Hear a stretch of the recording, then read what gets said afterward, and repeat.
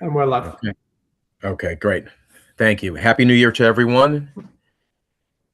Happy New And I hope Year. that it was New Year. Yeah. I hope that everyone has a very happy and healthy 2026.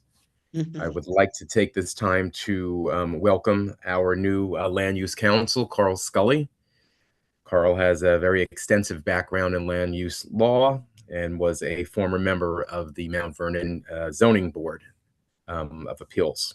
So welcome, Mr. Scully. Thank you.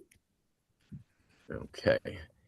Um, uh, Helene, I had mentioned to the other commissioners that I am going to log off now so that Commissioner Whites can go over the 55 Pondfield Parkway application. And then as soon as that is done, then I will log back in. Yes. Commissioner Whites will let me know and I will log back in. Okay. All right. But again, thank you again, everyone, for your time this evening. And I'll see you shortly. Okay. Thank you. All righty. Bye. Just wait till I'm gone.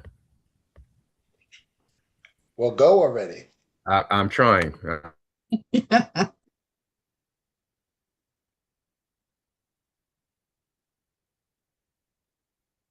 I think he's gone or frozen. Well, No, his the box is still there. Okay. Okay. Well, yeah, his box is still Yeah, there. he's still there. Okay, I think he's gone now. I still see the box, but Okay, I don't see the box on my screen. yeah. Oh no, I do see it now. Yeah. Sorry. Can hang on, I can put him in the waiting. I have with the admin, I can put him in the waiting room. I'll do that. Okay. And now he's gone.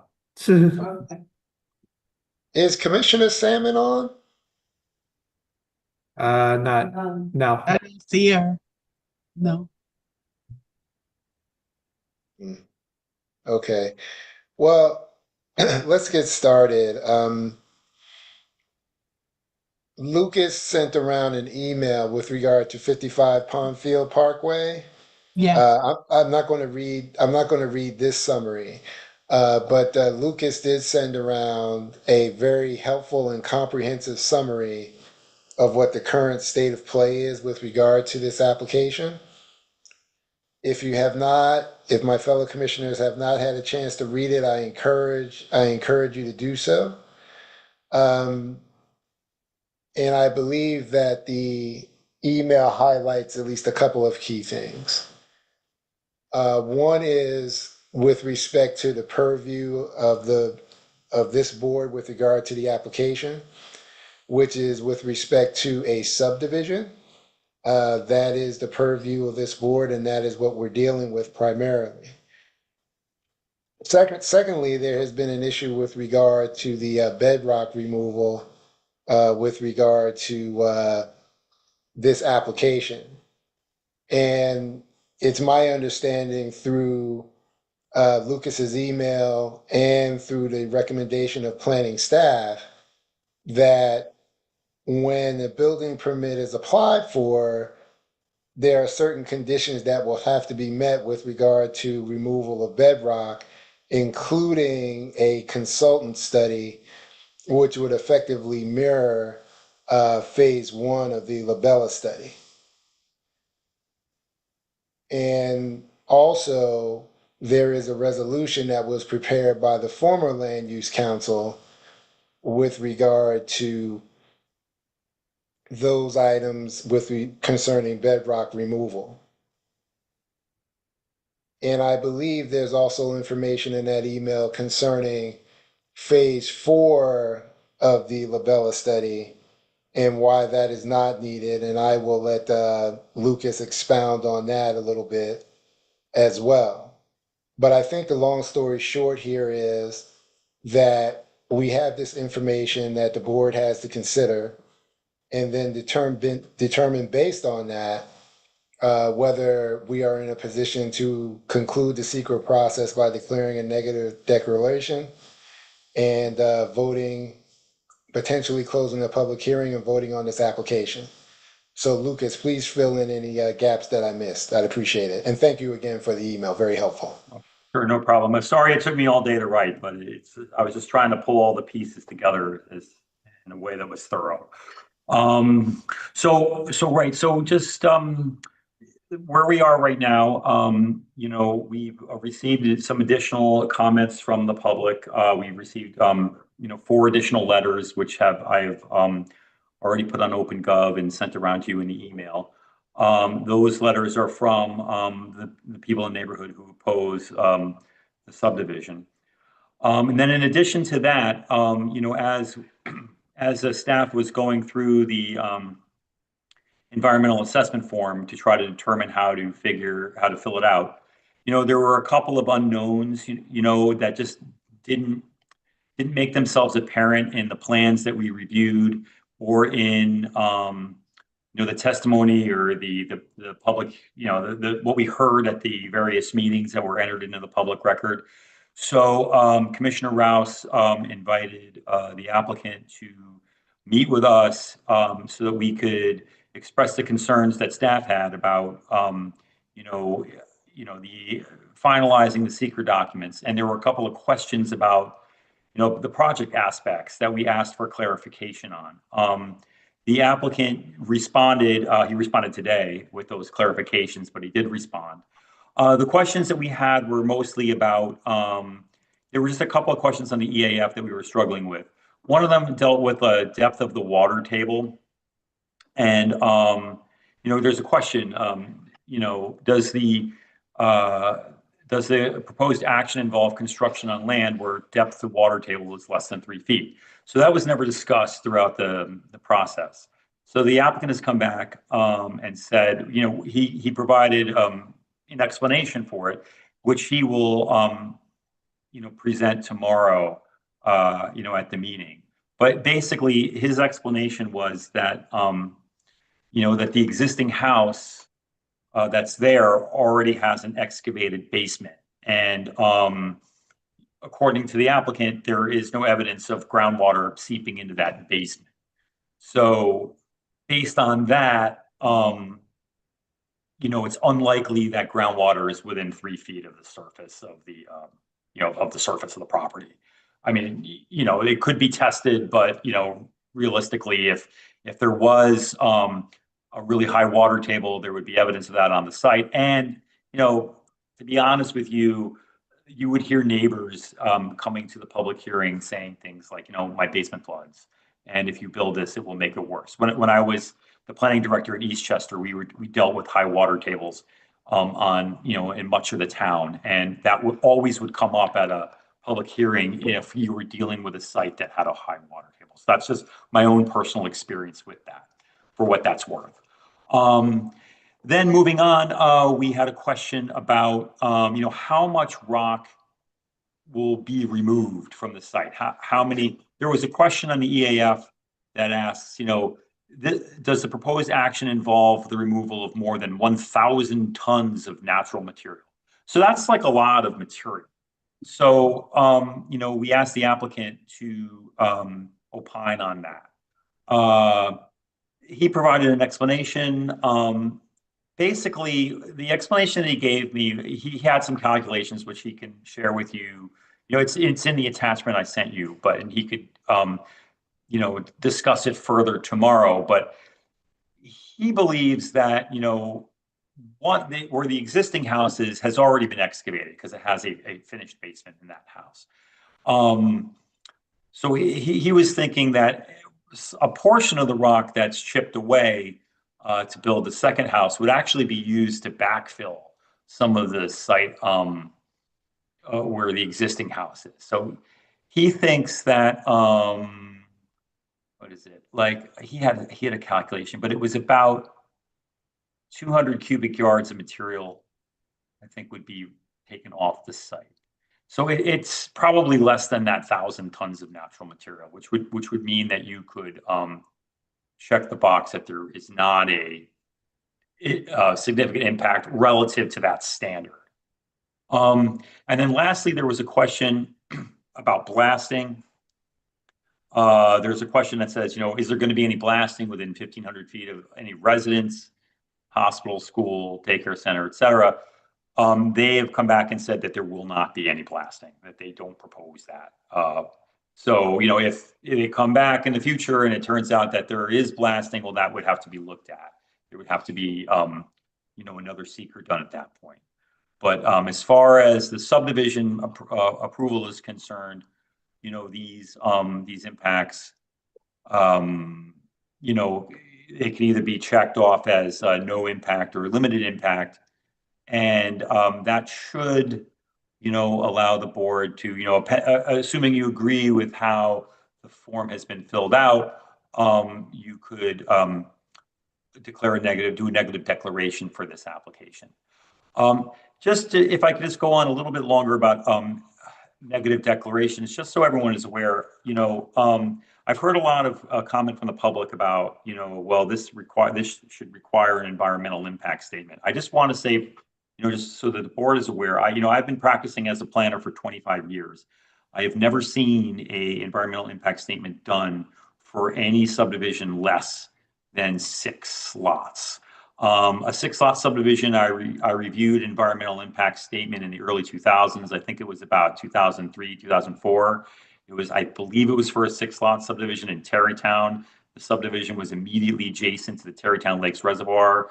So it was like a critical environmental area. I don't know if it was designated as a critical environmental area, but it had environmental sensitivities. That was the smallest subdivision I have ever seen in all my years of practice for that an EIS was ever done for. Even if there are environmental impacts that would require additional review, I don't think any 2-lot subdivision would. It would have to be very extreme to require an environmental impact statement. At most, it would require supplemental studies, which this board has already done through the phase 5 study and the phase 2 study with Labella. So those are already supplemental studies that this board has already reviewed. The remaining studies, phase 1, phase 3, and phase 4, we believe will be covered by the subsequent phases of review. So, for example, in this case, you have a couple other approvals going on parallel to the subdivision approval that this board is tasked with reviewing. First is a demolition permit that has already been applied for, that has already been approved by the building department. That is separate from this application. There was some confusion about it because, I guess, sometimes, that joke, or that adage, the road to whatever is paved with good intentions. I believe that might have been the case in this situation. The building department held back the demolition permit as they awaited the planning board and ARB review of this application. They did it as a courtesy. There was no legal requirement that they do that, and the applicant pointed that out to the building department. Eventually, because this has gone on for over a year, the building department made the decision, and this decision is their own to make. They made that decision to grant the demolition permit to the applicant. So that means that house will be demolished very soon. As part of that approval that the building department gave them, they reviewed the asbestos hazardous materials report that was included in the demolition permit application, which was circulated to your board as part of the review. That covers the demolition permit. If the planning board was to require the applicant to undertake the phase 3 hazardous materials study that was in the Labella proposal, it would basically duplicate that. And at this point, it's moot because the building department decided to issue the demolition permit. So that takes care of that.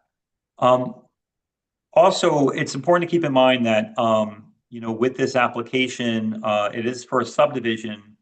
Subdivisions can happen without, any building happening at all. They can just subdivide the lot and keep the lots vacant if they so choose.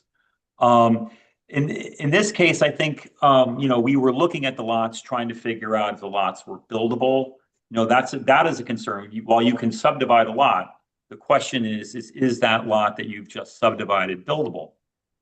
So that is perhaps why we were looking at, the bedrock and the water, the stormwater and those other aspects that would have been covered by these Labella studies.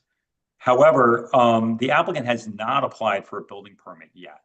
That will come later. When they apply for the building permit, the plan examiner is going to look at it again, and then the plan examiner is going to make another decision about which boards this application will need to go before again for the construction of the houses. While it's unlikely that this matter will be back before the planning board, you can't rule out that possibility. It could come back. There's certain things in the city code that trigger another planning board review. It mostly deals with changing grade on the site. I don't think that will happen in this case, but if it did, it would come back before the planning board. However, most likely it will go before the architectural review board, who will review the the design of the houses, et cetera. And so it will get that review. But as part of the building permit application, I spoke with Commissioner Holder about this, and I asked him, I said, when it comes in for its building permit, how does the building department handle things like rock removal? And so he explained to me that they basically require a study that's very similar to the phase 1 Labella study. The study would, they would do test pits, they would estimate the quantity of rock to be removed, they would estimate the number of truck trips, they would advise the building department on the best methods to remove the rock, et cetera. So this study would be done under the building department's purview for that building permit application. So when Land Use Council drafted the draft resolution, which I also forwarded to you as a draft, I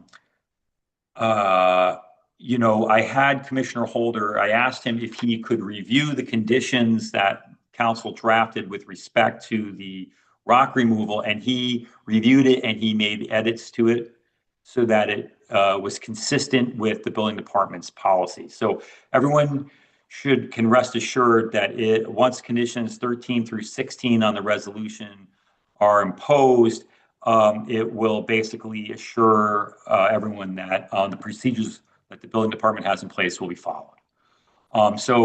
Therefore, the phase 1 study wouldn't really be appropriate to do right now because a similar study will be done once the building permit is filed, or building permit application is filed. Then with respect to the other two phases of the study, I already touched on phase 3, hazardous materials.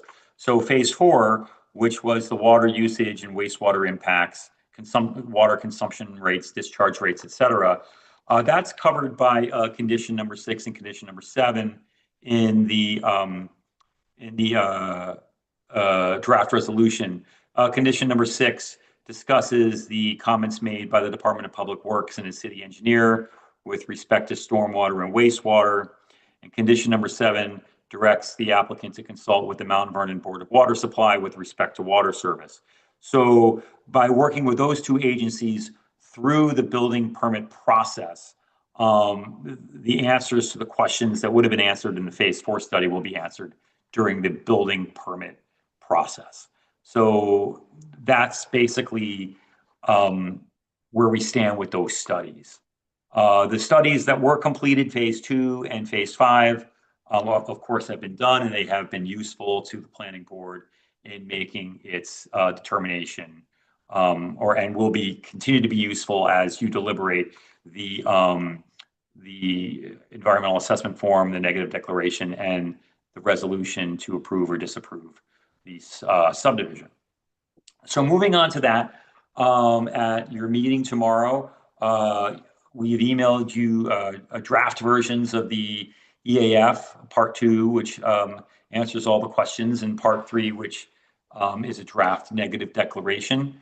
And you can review those and discuss those. You should do it before the public hearing is closed. It's very clear that both the applicant and members of the public still want to be heard. So my recommendation is that you keep the public hearing open, you hear everyone's comments. Perhaps the comments may influence how you deliberate or vote on the EAF or the resolution. And once you close seeker, that's when you can also close the public hearing. Once you close the public hearing, you do have 62 days, I believe, to vote on a resolution, but you can also do it at the meeting. Assuming the draft that we wrote for you is close enough to final, we could just finalize it. If you had last minute edits or things relative to the meeting, I can stick around and make those edits after the meeting so that the acting chairman can sign it. That way the applicant doesn't have to wait another month for us to bring the resolution back to vote on. You could just vote on it at the meeting and we could sign it and be done with it. That's your decision to make. I believe that's basically it that I have. Well, But if you have any thanks. questions, yeah. Yeah, thanks, Lucas. I appreciate the summary. I'll just note that I do not have any substantive comments to the resolutions. So it will be up to other commissioners if they have any comments, to let us know. Mr. Scully, welcome. I do have a question for you, if I may. Sure. And that question is there anything in any of the communications that we've received from the community, that would give pause, with regard to moving forward with a disposition regarding this application? Well, at first brush, I don't know if I've had an opportunity to review all of the public comments, but I did have an opportunity to have a brief discussion with Lucas on this. To the extent that the resolution itself is very expansive in terms of the conditions that are being laid out with respect to the rock removal, the sewer capacity, stormwater, etc. It, to some extent, goes over and above what this applicant is seeking, which is to subdivide this lot. As Lucas pointed out, the process going forward still will have a requirement that the applicant submit their application, their proposal to the building department, whether it's the demolition permit has already been issued, but with respect to the proposed project, the building department will impose most of the conditions, if not all of the conditions that are set forth in this resolution. I think that just as a working document, the resolution is effective to the extent that it puts the applicant on notice now that when they in fact have a submission, a project that will be submitted to the building department, it's with the understanding that it has to be in conformity or in conformance with these outline parameters or conditions that have been set forth in this resolution. So I'm satisfied with not only what has been set forth here, but I'm satisfied that there's more than enough information here for the planning board to make a decision on approving this application. Thank you, Mr. Scully. I appreciate it. One other small ask of you and Lucas, if you could run through those community letters with Mr. Scully just to make sure that we are buttoned up there and we have adequately addressed all concerns. I believe that we have, but I just want to be sure. Fellow commissioners, any questions or comments regarding this application before we bring Chair Celsi back in? I don't have any questions or comments at this time. Thank you, Lucas, for the overview. I appreciate that, and I don't have anything else. Thank you. No, I'm just like Jamel. I mean, he fully covered a lot of the questions I was going to ask, but I'm good. Thank you. If I may ask one question, I've had a number of members of the public contact me today asking if they can also review the draft resolution. Should I release it to the public, or that's what I was concerned about? I didn't want to do it without showing it to the board first. Is that legal? I would take issue with that. It's a working document. It's not finalized. I think they're entitled to see the final document that has been discussed, deliberated, and approved by the board. Well, then, Thank you. Lucas, Now, they'll have a fair opportunity to raise any concerns or objections because, like I said, this is a pretty fulsome document that addresses a range of issues that obviously came out of not only the board's inquiry directly to the applicant, but based on the concerns that were actually raised at the public hearing by the property owners in the immediate vicinity. So to the extent that they want to take a look at this before it's in final draft form, I think is a bit much. Yeah, and thank you, Mr. Scully, and I tend to agree with you.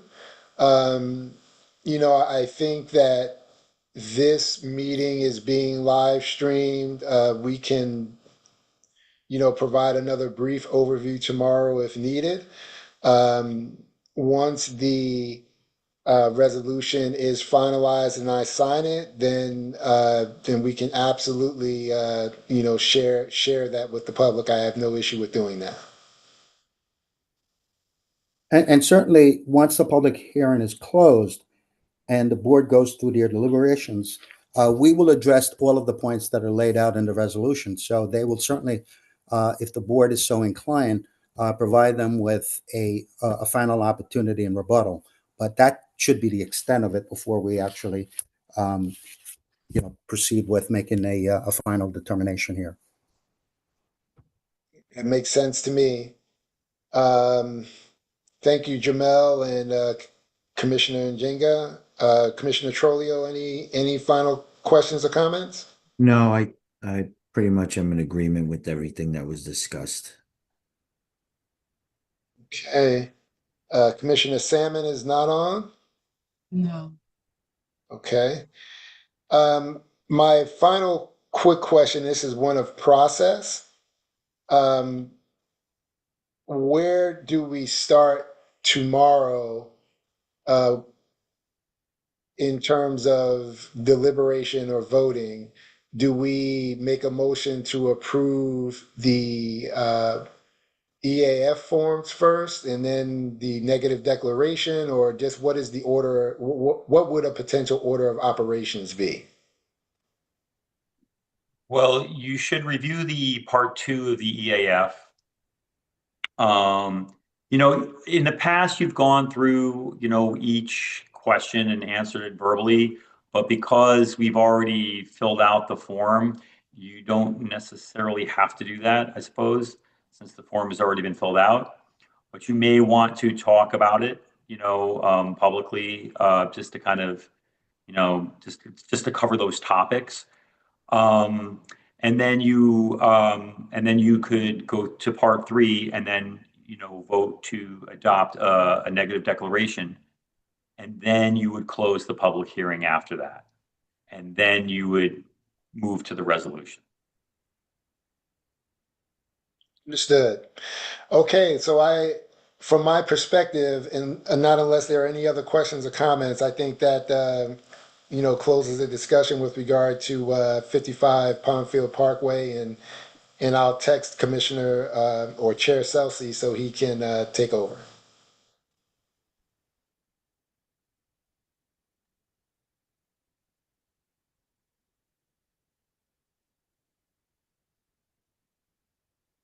Okay, Commissioner Chair Celsi should be joining in a few moments. I just sent him a text.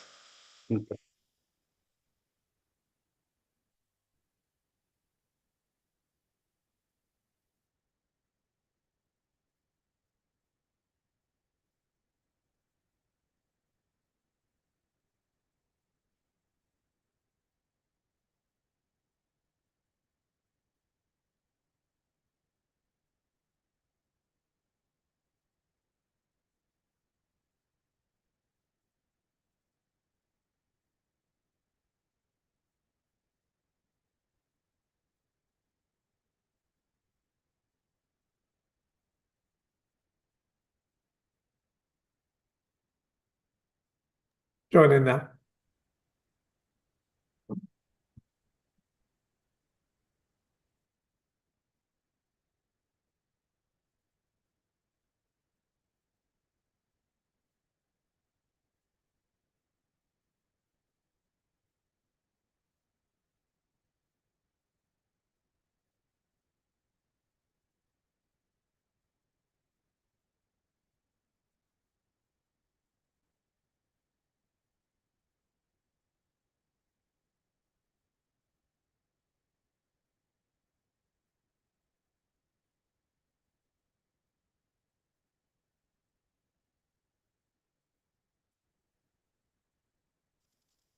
He just sent me a text and said he was in the waiting room. Yeah, I admitted him, then he joined under a different thing, and it says he's joining, but it's like stuck on joining. Okay. Yeah, so Oh, there he is. yeah, he's in. It says he's in here, but I don't see it. Chair Celsi, can you hear us? I see your box, but I don't see you.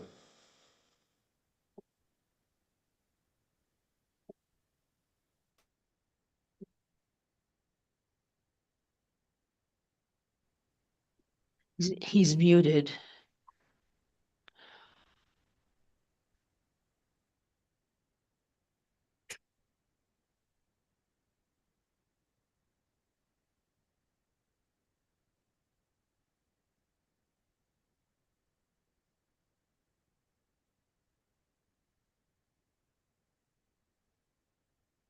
Working.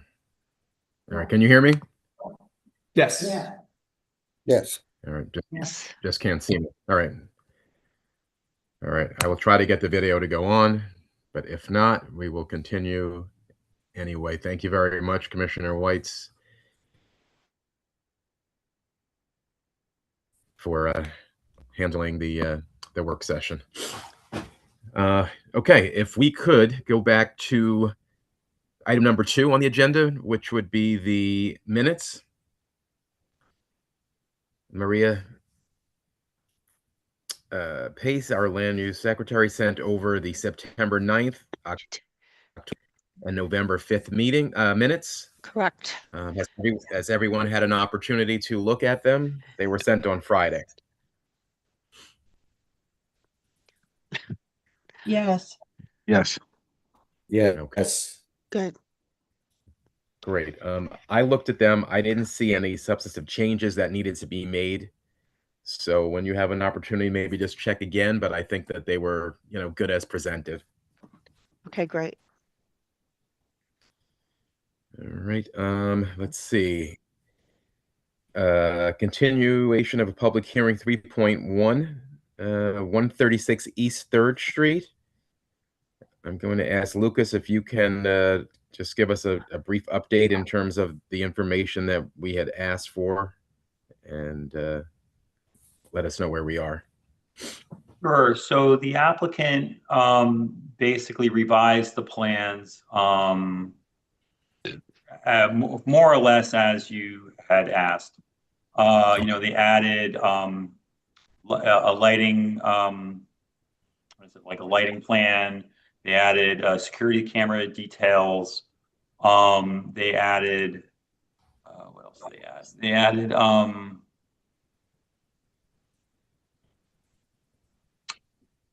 right. So they added those things. And then, what is it? The only concern that I had was that, they didn't really show a lot of changes to the plan with respect to stormwater, which I know that you had asked for.